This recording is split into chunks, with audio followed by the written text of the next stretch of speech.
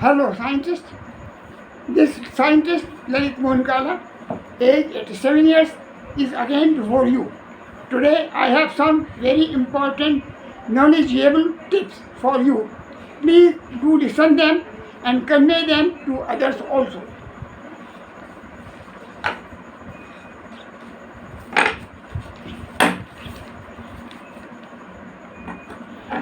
आज विश्व में physics, chemistry, geophysics, metallurgy, medical science, astrophysics पर न जाने कितनी साइंस की किताबें लिखी गई हैं, कितनी इसकी शाखाएं हैं। इन सब्जेक्ट्स को स्कूल्स, कॉलेजेस, यूनिवर्सिटी में पढ़ाया जाता है। वेल क्वालिफाइड स्कॉलर्स, स्टाफ यहाँ से निकलते हैं। सभी वैज्ञानिकों ने ऑप्टिक्स, लाइट तो पढ़ी होगी। हर क्लासेस में लाइट से जुड़े कुछ टॉपिक्स हैं, जैसे refraction, interference, diffraction, polarisation, photometry आदि आदि। यदि मैं किसी फिजिक्स के किसी भी स्कॉलर से पूछ लूँ कि लाइट पार्टिकल, फोटोन क्या है, कोई वेव मोशन है, कोई सिंपल पार्टिकल है, या कोई ग्रुप है या ग्रुप ऑफ पार्टिकल्स है, इसका स्ट्रक्चर क्या है, तो उसे इसकी सही जानकारी भी नहीं है। इसी प्रकार किसी जियोफिजिक्स से जुड़े या किसी मेटलर्जी से जुड़े स्कॉलर से पूछ लूँ किसी भी मैटर की सबसे छोटी इकाई, सबसे छोटी यूनिट एटम है। एटम का सही स्ट्रक्चर क्या है, इसमें क्या क्या कॉन्स्टिट्यूएंट्स हैं, वे आपस में कैसे जुड़ते हैं, क्या इन कॉन्स्टिट्यूएंट्स को हम अलग अलग कर सकते हैं। जब एटम टूटता है तो एटम की पूरी एनर्जी फोटोन में कन्वर्ट हो जाती है। फोटोन का स्ट्रक्चर क्या है, एटम और फोटोन में जो पार्टिकल जुड़े हैं उनमें प्रत्येक का अपना क्या रोल है। अभी यहाँ मैं केवल एटम और फोटोन की बात कर रहा हूँ। ये किसी भी विज्ञान की बेसिक टर्म्स हैं, एटम और फोटोन। जब तक हम इन बेसिक टर्म्स को सही ढंग से नहीं जानेंगे, समझेंगे नहीं, तब तक atom, matter, heavenly body, photon और यूनिवर्स व इसकी फिनोमिना को नहीं समझ सकते। आज की तारीख में, आज तारीख है 22 जुलाई वर्ष 2025। आज मैं अपने निवास स्थान में ही बैठकर अपना लेक्चर रिकॉर्ड कर रहा हूँ। आज की तारीख में 22 जुलाई को विश्व के किसी भी वैज्ञानिक को एटम और फोटोन दोनों की सही जानकारी नहीं है। यह आश्चर्यजनक है लगता है, परंतु सत्य है, बल्कि चिंता का एक विषय भी है। जब तक हम कितनी भी बेसिक टर्म्स को नहीं समझेंगे, ब्रह्मांड को नहीं समझ सकते।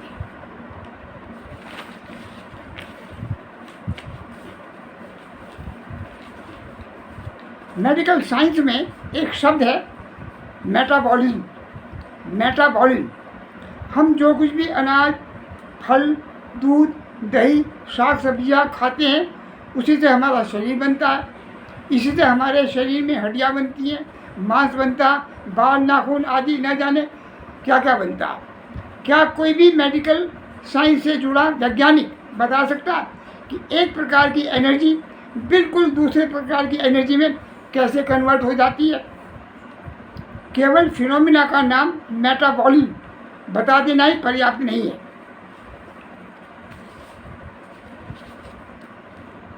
इसमें मैटर की एनर्जी फोटोन में कन्वर्ट होती है और फोटोन एनर्जी फिर मैटर एनर्जी में कन्वर्ट होती है।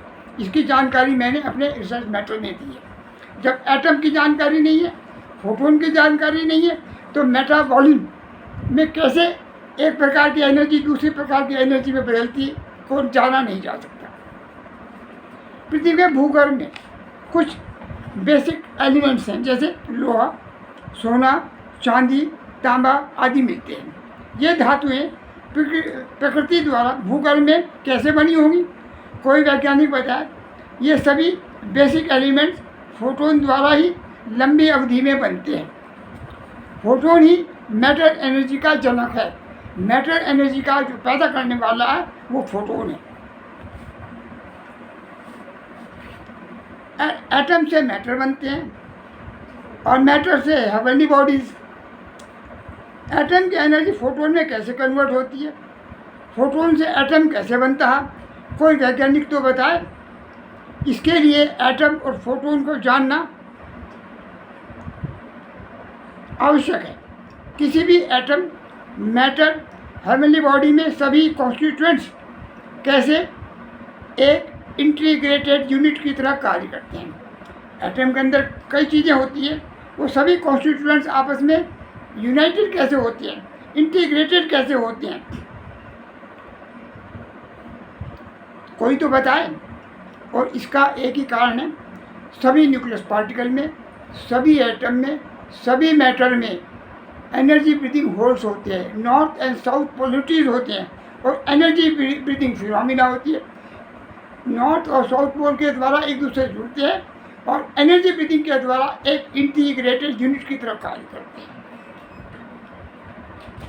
पृथ्वी के वायुमंडल से उसकी air layer, ozone gas layer लगातार पिछले कई वर्षों से कम होती जा रही है। पृथ्वी के वायुमंडल में जो टॉप लेयर है वो है ओजोन लेयर। ये कुछ वर्षों से लगातार कम होती जा रही है। पृथ्वी का वायुमंडल लगातार सिकुड़ता जा रहा है। क्या पृथ्वी केवल का वायुमंडल ही सिकुड़ रहा या पृथ्वी का न्यूक्लियस पार्ट भी सिकुड़ रहा? यदि न्यूक्लियस पार्ट सिकुड़ रहा है तो कहाँ से पृथ्वी का मास कम हो रहा है? ओजोन गैस लेयर के कम होने के साथ साथ ही पृथ्वी के न्यूक्लियस पार्ट से कहाँ से उसका मास कम हो रहा? क्या कोई जियो फिजिस्ट या कोई भी वैज्ञानिक इस बात को घर बैठे बता सकता कि पृथ्वी जो अपने न्यूक्लियस पार्ट में कम हो रही वो किस स्थान से कम हो रही? लेकिन मैं बता सकता हूँ।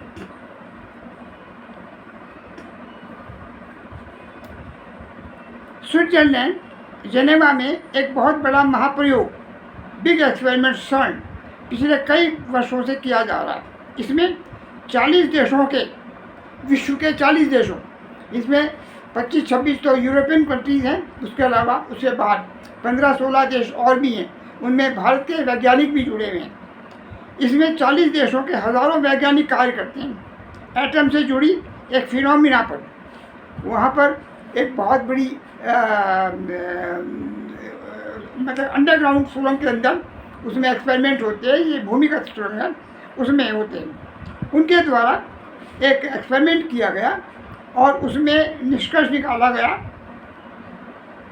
कि उन्होंने प्रोटॉन एक एटम का न्यूक्लियस पार्टिकल है, कि प्रोटॉन की पार्टिकल्स की दो बीम को फेंका, उनको आपस में टकराया और एनर्जी पैदा की। इस शोध वैज्ञानिक ने 1 मिनट भी नहीं लगाया और कहा कि एटम से प्रोटॉन को न तो आइसोलेट किया जा सकता, न इसे बीम के रूप में फेंका जा सकता है।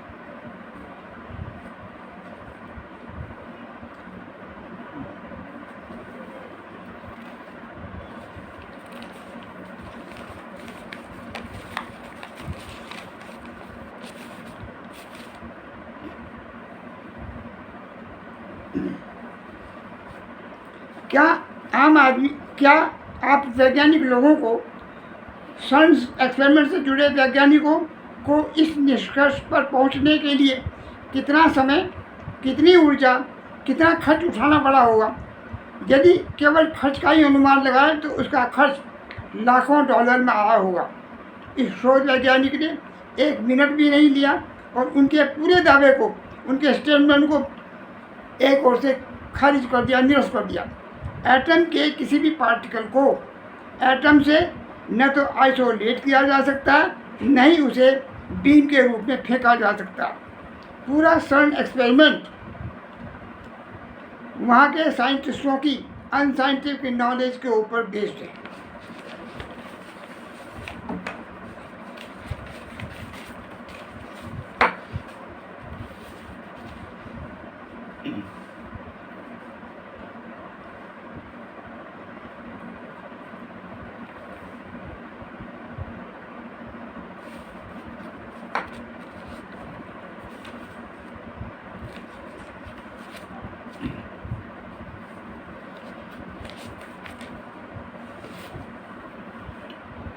विश्व के दो वैज्ञानिकों तकाकी कजिता ऑफ जापान और आर्थर मैकडोनाल्ड ऑफ कनाडा को वर्ष 2015 में फिजिक्स में नोबेल प्राइज़ से सम्मानित किया गया।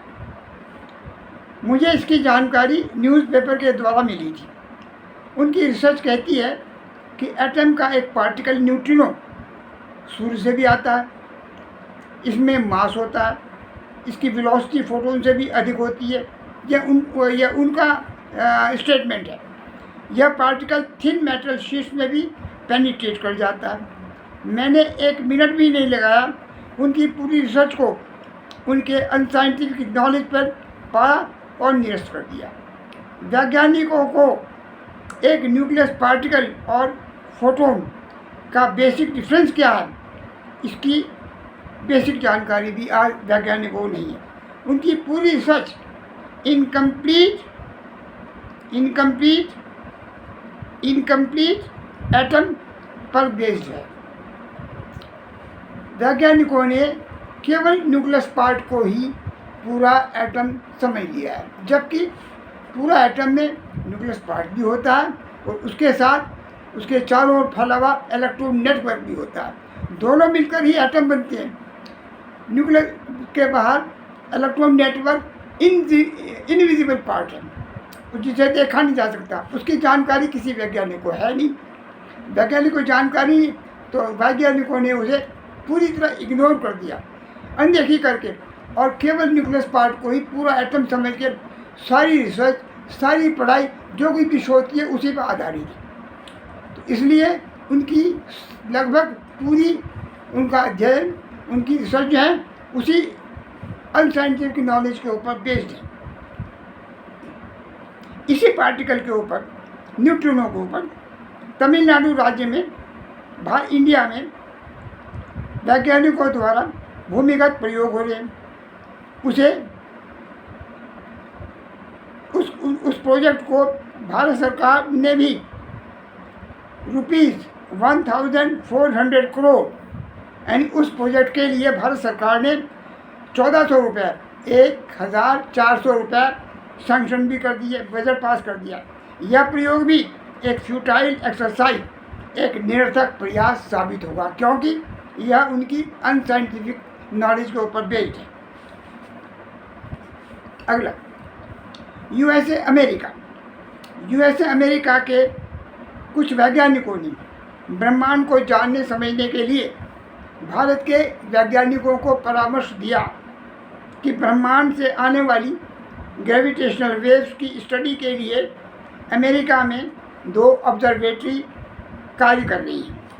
वे चाहते हैं कि एक ऑब्जर्वेटरी अमेरिका से बाहर भी हो और भारत में कायम हो। अमेरिका के वैज्ञानिक उसमें सहयोग करेंगे, एंड इंडिया में यदि ऑब्जर्वेटरी बनेगी तो अमेरिका के जो साइंटिस्ट हैं वो उसमें सहयोग करेंगे। भारत के वैज्ञानिकों ने उनकी सलाह मान ली। भारत सरकार ने भी इस प्रोजेक्ट को स्वीकार कर लिया और 2300 करोड़ का बजट भी पास कर दिया। ऑब्जर्वेटरी मुंबई के पास हिंगोली में स्थापित होगी। अब इस संबंध में आगे सुनिए।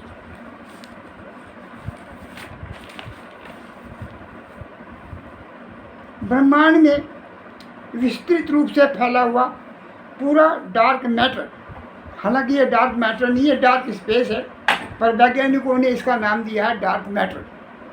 तो ब्रह्मांड में फैला हुआ विस्तृत रूप से जो फैला हुआ है डार्क मैटर एक एनर्जीलेस स्पेस है। इसमें किसी भी प्रकार की एनर्जी नहीं है। यह एक वैक्यूम स्पेस है, शून्य है, इसमें कुछ भी नहीं है। ब्रह्मांड में फैले हुए सभी आकाशीय पिंडों के बीच यह स्पेस है, यानी पृथ्वी सूर्य के बीच में या पृथ्वी चंद्रमा के किसी भी दो या अनिश्चित उनके बीच में डार्क मैटर फैला हुआ है। इसमें इस एनर्जीलेस स्पेस से होकर केवल एनर्जी 2 रूपों में ही आ जा सकती है। एक कोने से दूसरे कोने में जा सकती है। किसी तीसरे रूप में नहीं। एनर्जी के दो ही रूप हैं, एक पदार्थ का रूप है मैटर्स फॉर्म, और दूसरा रूप है फोटोन का। ये ग्रुप कंप्लीट एनर्जी ग्रुप है, इसलिए एग्जिस्ट भी करते हैं, एक स्थान से दूसरे स्थान पे भी जा सकते हैं, एक हेवनली बॉडी से दूसरे हेवनली बॉडी में भी जा सकते हैं। इनके अलावा एनर्जी का कोई तीसरा रूप नहीं है।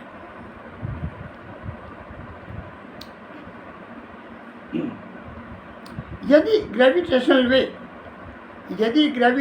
वेव एक वेव मोशन है तो वेव तभी बनेगी, तभी आगे बढ़ेगी यदि बीच के मीडियम में वेव जनरेट होगी, और वेव जनरेट होने के बाद में वेव आगे प्रोपेगेट होगी, वेव आगे बढ़ी, उसको आगे बढ़ाने में कोई एनर्जी मीडियम मिलेगा तब तो। बिना किसी एनर्जी मीडियम के कोई भी वेव न तो क्रिएट होती है न ही आगे बढ़ती है। साउंड एक वेव मोशन है, बिल्कुल ठीक। शून्य में साउंड वेव न तो जनरेट हो सकती है न आगे बढ़ सकती है। तो फिर ग्रेविटेशनल वेव ब्रह्मांड से पृथ्वी पर कैसे पहुंचेंगी, ये एक बेसिक सवाल है। और जब पहुंचेंगी नहीं तो जो एक्सपेरिमेंट किया जा रहा है, जो ऑब्जर्वेटरी काम की जा रही है, वो किस लिए? यदि कोई एनर्जी मीडियम ही नहीं होगा तो कैसे होगी? यूएसए के वैज्ञानिकों का उपरोक्त परामर्श और उस पर किया जाने वाला प्रयोग उनकी अनसाइंटिफिक नॉलेज पर आधारित है। यदि किया गया तो यह प्रयोग भी वैज्ञानिकों की फ्यूटाइल एक्सरसाइज, फिजूल की मेहनत साबित होगी। मेरे पास विश्व के वैज्ञानिकों के व्यूज, स्टेटमेंट्स, एक्सपेरिमेंट्स की एक लंबी लिस्ट है जो उनकी अनसाइंटिफिक नॉलेज पर आधारित है। और सबसे बड़ा आश्चर्यजनक व चिंताजनक बात यह है कि विश्व के वैज्ञानिकों को इसके लिए बार बार सम्मानित किया जाता है।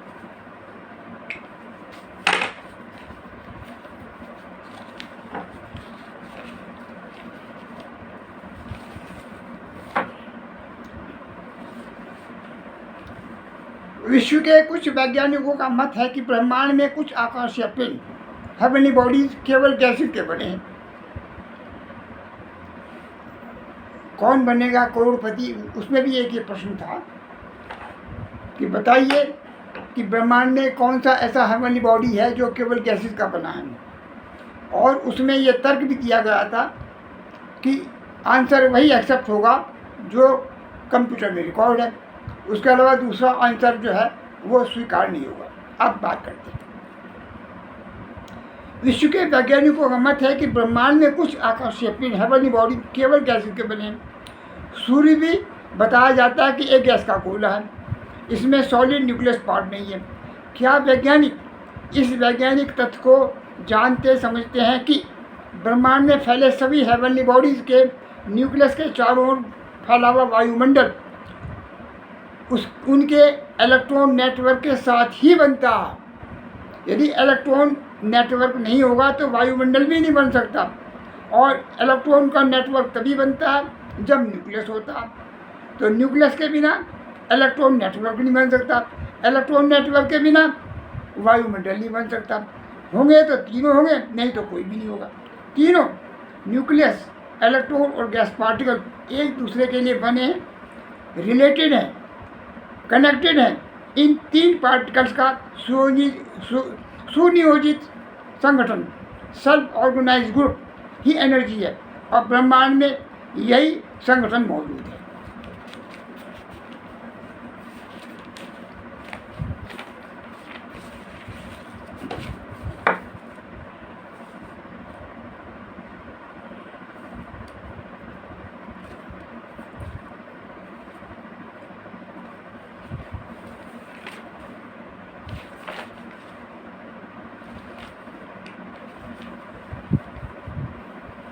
अब विश्व के वैज्ञानिक कहेंगे कि उनके द्वारा तो विज्ञान के हर क्षेत्र में आश्चर्यजनक सफलताएं प्राप्त की गई हैं।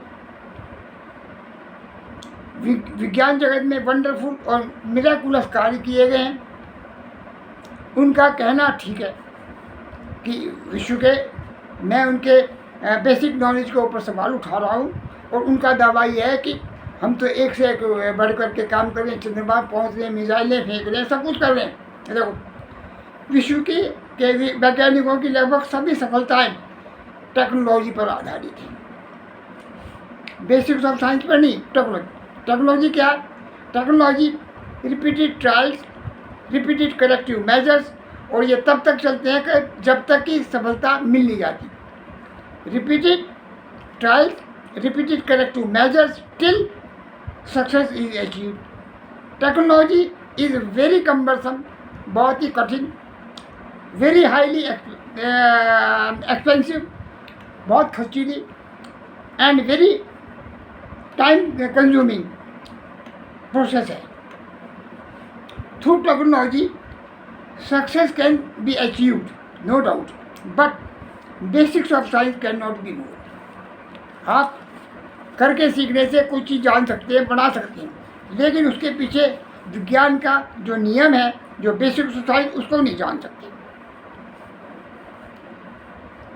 The success can be achieved, but basics of science can not be known.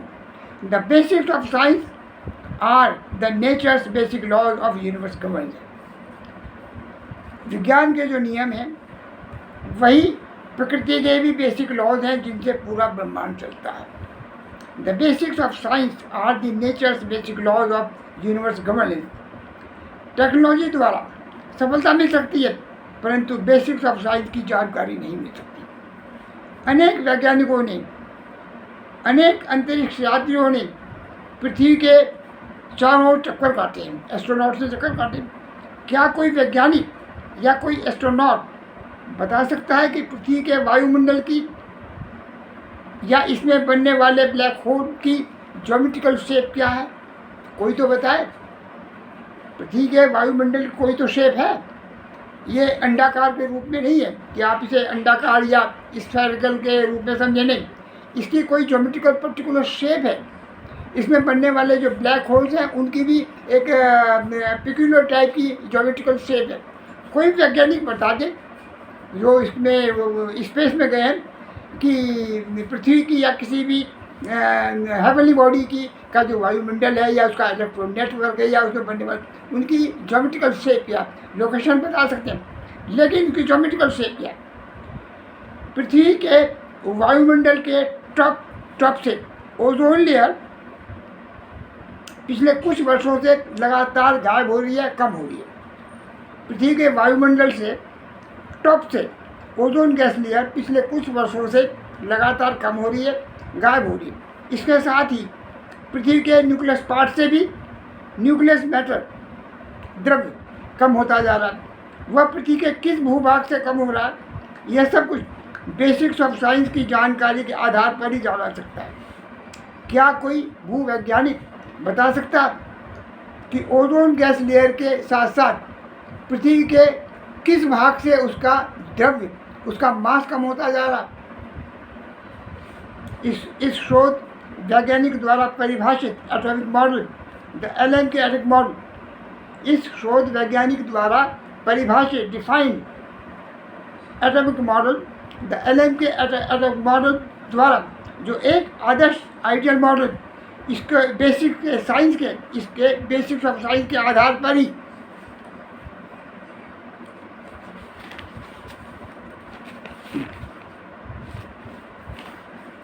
पूरा ब्रह्मांड पढ़ा जा सकता है, बिना कोई किताब पढ़े, बिना कोई शोध पत्र पढ़े, बिना किसी वैज्ञानिक से पूछताछ किए, बिना कोई एक्सपेरिमेंट किए।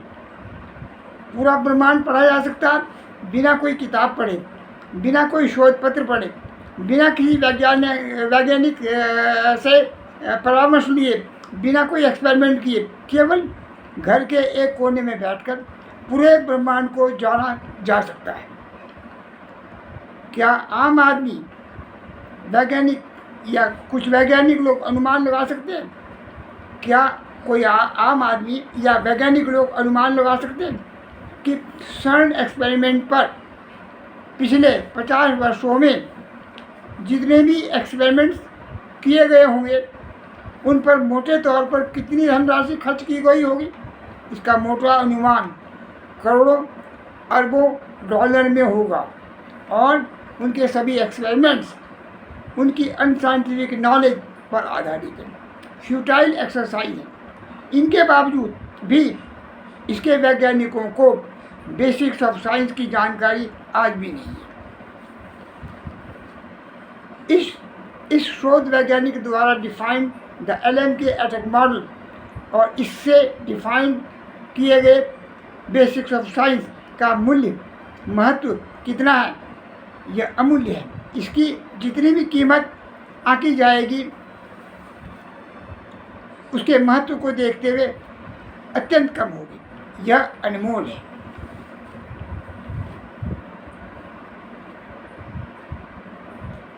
पूरे विज्ञान की किताबें रीड्राफ्ट होगी। पूरा विज्ञान, इससे जुड़ी सभी विज्ञान की किताबें रीड्राफ्ट होंगी, रीराइट होंगी, नए सिरे से लिखी जाएंगी, नई सिरे से पढ़ी जाएंगी। विज्ञान के क्षेत्र में एक रिवॉल्यूशन, एक क्रांति आएगी, एक इतिहास बनेगा। विज्ञान को जानना समझना अत्यंत सरल होगा, सुबोध होगा, त्रुटियां न्यूनतम होंगी, टेक्नोलॉजी पर निर्भरता कम होगी। विज्ञान को जानना और समझना कहीं अधिक सरल होगा। सीखा गया ज्ञान सही साइंटिफिक लाइंस पर होगा। कृपया सभी वैज्ञानिकों से अनुरोध है, इसे पढ़ें, सुने, अपने वैज्ञानिक ज्ञान को भी सही करें, बढ़ाएं और उसका सही उपयोग करें और इसकी जानकारी दूसरे वैज्ञानिकों को भी दें।